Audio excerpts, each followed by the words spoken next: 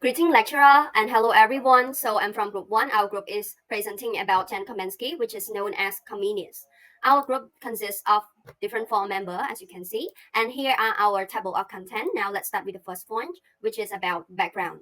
So Jan Komensky, known as Comenius, was a Moravian-born educator living during Europe's religious conflicts between Catholics and Protestants. So at that time, he fled his homeland and sought to end religious intolerance through a new philosophy called panophysitism. So now you are wondering what is panophysitism, right? So panophysitism is a kind of philosophy aiming for universal understanding and peace. For instance, as you can see in the second picture here, um, imagines that you have a huge puzzle made of many pieces. Each piece represents a different area of knowledge, like math, science, history, and many more subjects.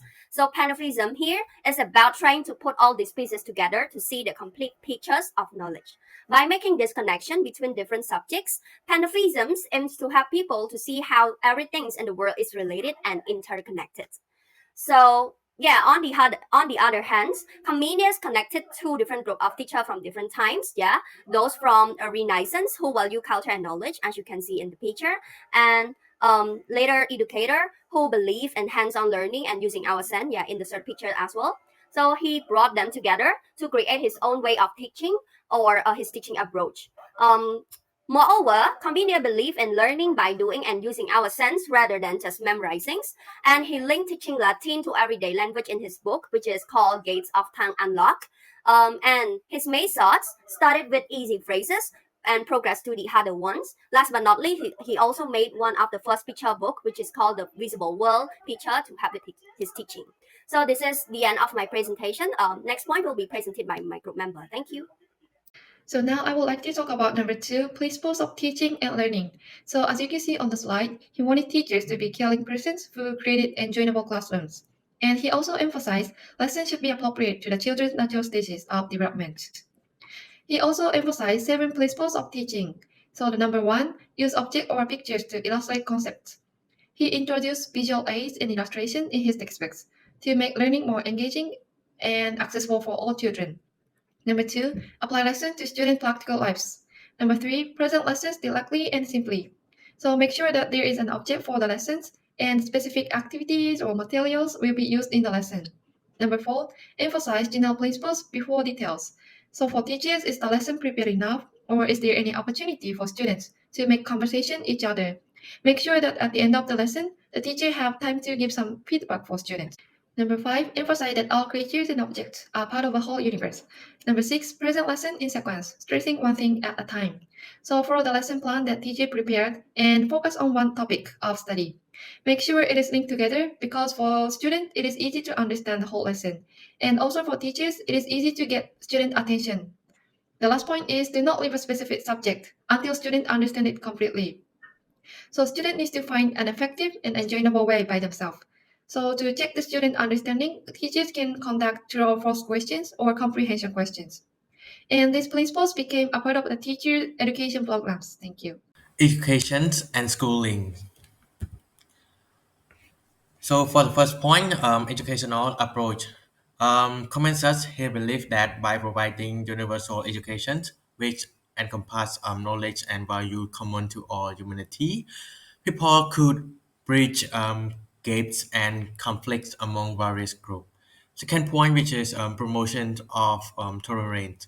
His approach to education aim to promote tolerance, unity, and peace.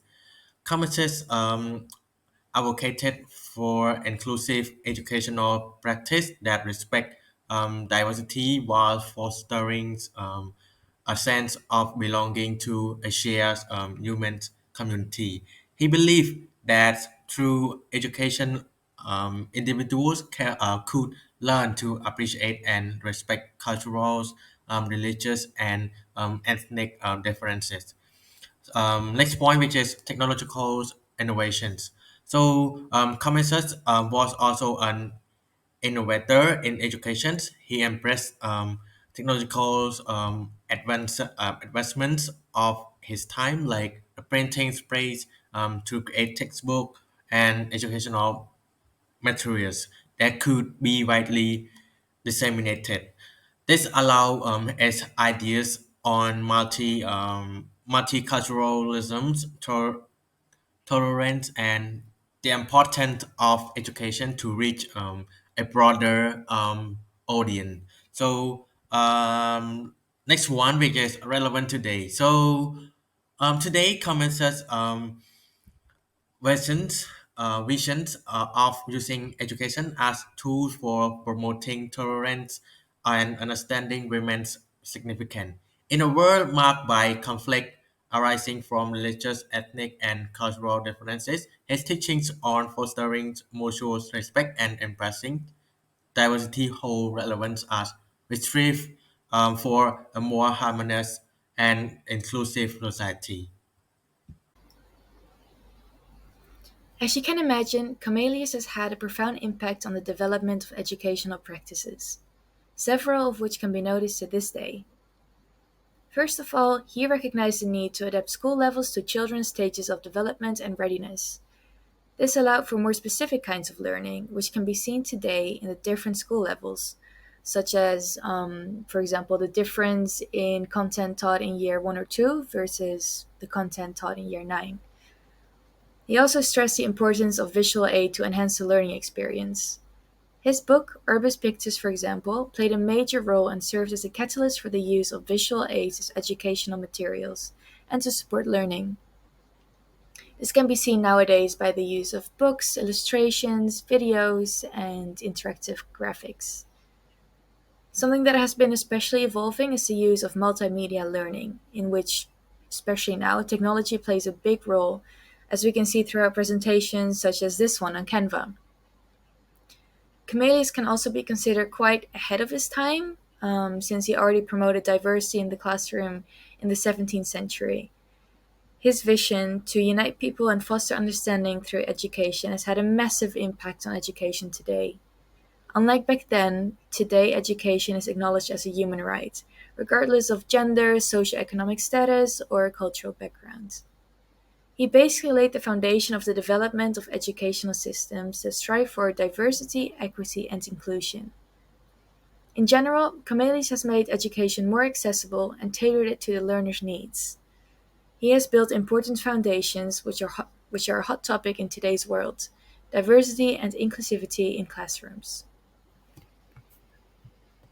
Okay, so here come to conclusion part of our presentation. So to sum up, Jan Komensky, a philosopher, was known to contributions to education theory, advocating for universal education and more practical, accessible approach to learning. For our group, we think that his teaching philosophy is good, and we do agree with it because in his philosophy, everyone should have the chance to learn, no matter who they are, no matter where they are from, or no matter what nationalities are them. And we also think that it is an effective way to every learner to learn because it allows learners to learn by doing things by themselves. As you all know already, his philosophy allows all the learner learn by using all of their sense. And last but not least, it make education available for everyone. So yeah, as I already mentioned some of them in the first point that we do agree with it. Yes. So in his philosophy, it will make like the education system available for everyone, no matter who they are. That's it. And here come to the end of the conclusion part. So thanks everyone for paying attention and listening to our presentation. Thank you.